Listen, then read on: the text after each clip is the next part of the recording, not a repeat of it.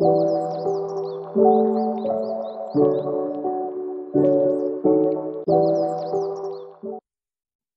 you guys. Can you hear me? All right. Man, I just went through a whole ordeal to get the lighting just right, but I'm coming. I'm coming.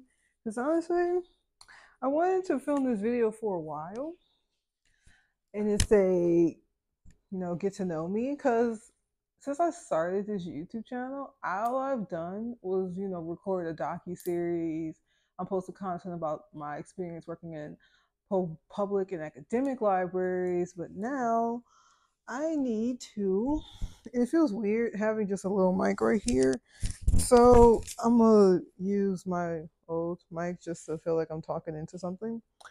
So I've written down some questions in case anyone was wondering who I am, why am I doing this, why did I create a YouTube channel. But let's start with childhood slash personal questions. So, name, age, birth, city. So, hello, my name is Evelyn Davis. I am 28 years old.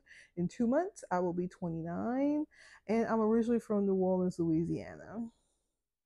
And my interests are honestly writing poetry, dancing, singing, going to new restaurants, going to new events in town.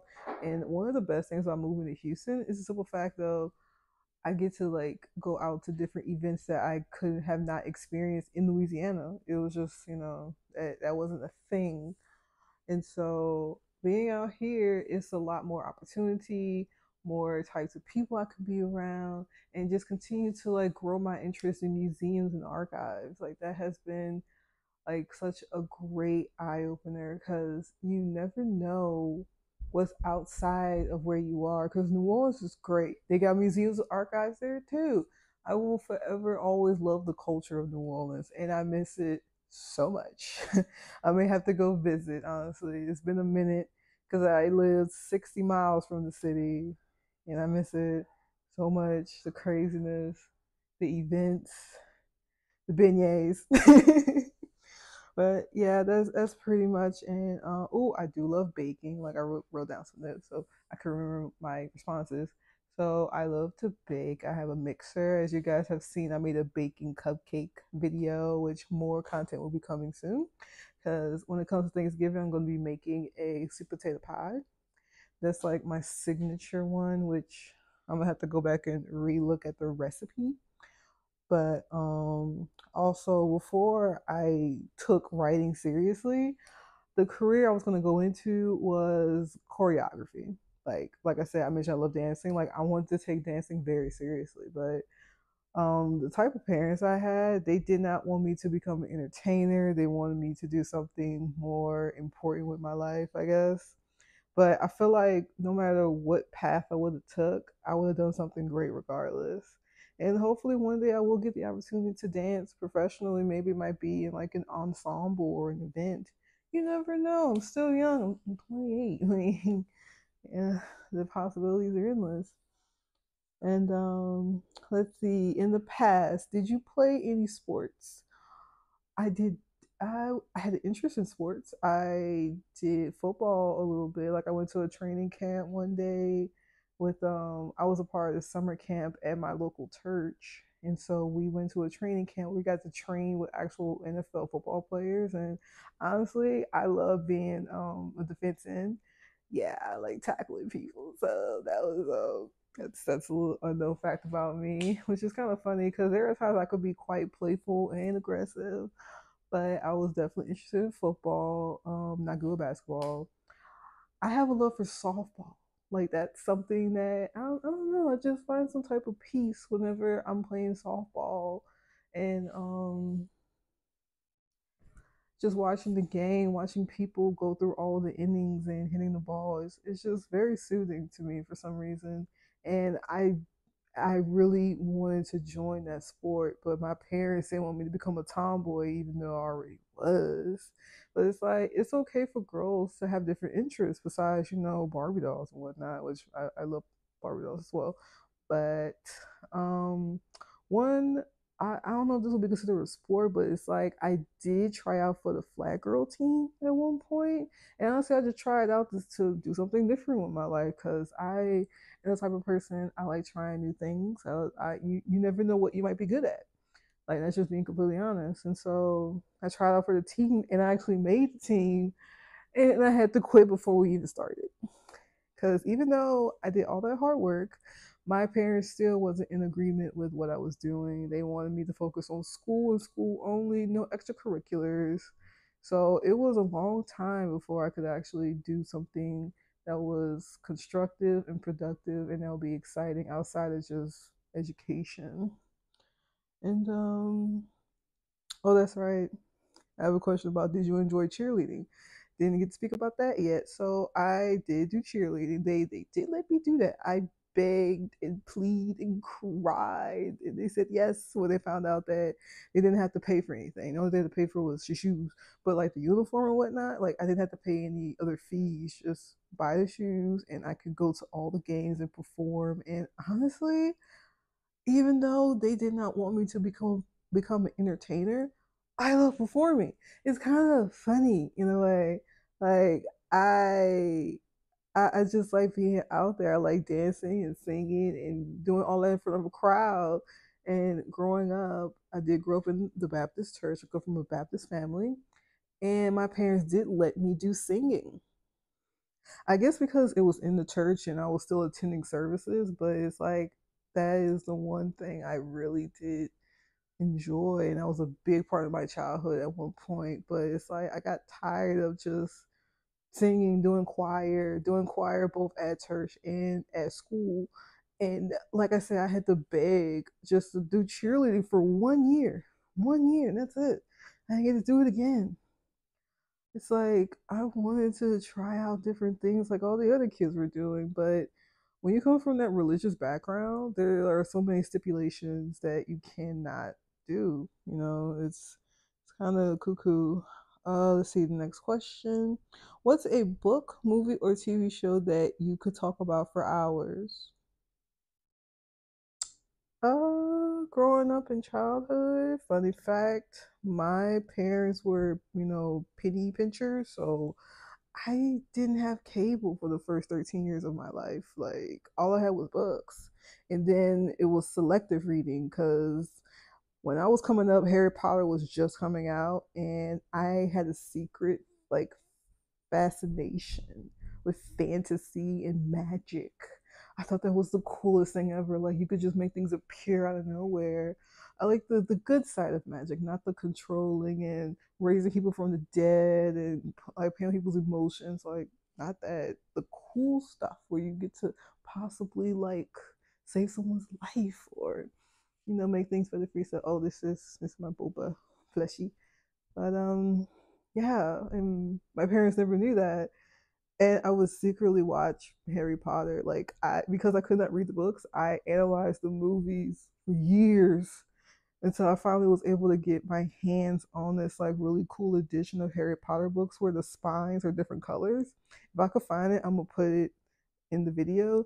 But yeah, like man, that was that was the coolest thing ever growing up. Was honestly the Harry Potter book series, and but they let me watch Tyler Perry, so that's another big part of my childhood was Tyler Perry plays and like dissecting the storytelling. Like I'm gonna be putting out a video pretty soon about a new series called A Dream Revisit. It's a little mini series that I'm doing where I'm reevaluating how I'm, approaching my career at the moment, and it's really making me dive back into childhood until interest into like I've always wanted to be a writer, still gonna do that, gonna publish a book.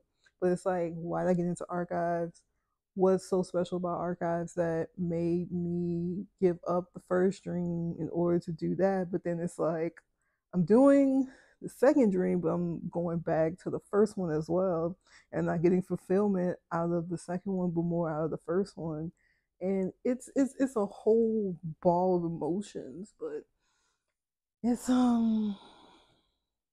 it's making me remember who I am, the person that I completely forgot that existed. And I think in these times, that's the most important thing because being authentic as possible. And so, on to the next question, because that's really when it comes to like my childhood, thinking about books and movies, that was pretty much it. I wasn't allowed to watch so much. I wasn't allowed to do so many different things. It was very, I call it very mundane. That's why I don't hardly talk about my childhood because it's pretty boring and I don't remember most of it. And oh, obviously, from being from New Orleans, Louisiana in 2005, Hurricane Katrina happened. I am a Katrina victim. No, I was not hurt in the process, but I was displaced.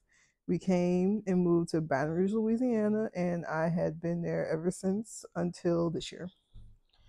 And so next question. So I guess we're moving into teenagehood because I was turning 13 when Katrina happened. So yeah, preteen. So this is great for the next question. Well, this is X. Other question before this one. Okay. Let's see. What is your favorite outing or event to attend? Give me a second. Next question would be, what is your favorite outing or event to attend? So, from my childhood, I can honestly say my favorite event to attend. There's a couple of them, but most of them involve going to festivals and celebrations. And so, I would say my most favorite one had to be Mardi Gras. It's between Mardi Gras and the State Fair. So, start with Mardi Gras. Being from New Orleans, we get days off from school. We could go attend the parades, and it was always such a good time to be around other people, around more happy events, because my life was so very strict by the book: read the Bible, recite, study, education.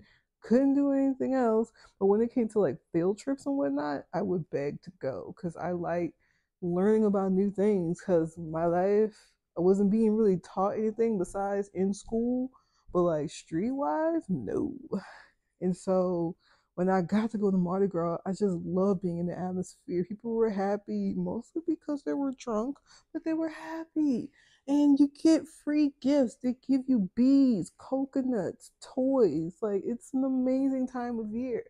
And since coming to Texas, I found out a lot of people haven't really experienced real Mardi Gras, like going to New Orleans and experiencing all of that Zulu breaking down every year, people walking in between floats and whatnot, the traffic. Like, it's an ongoing thing, especially on Fat Tuesday. That's the best day to go. I'll tell anybody on Charles Street.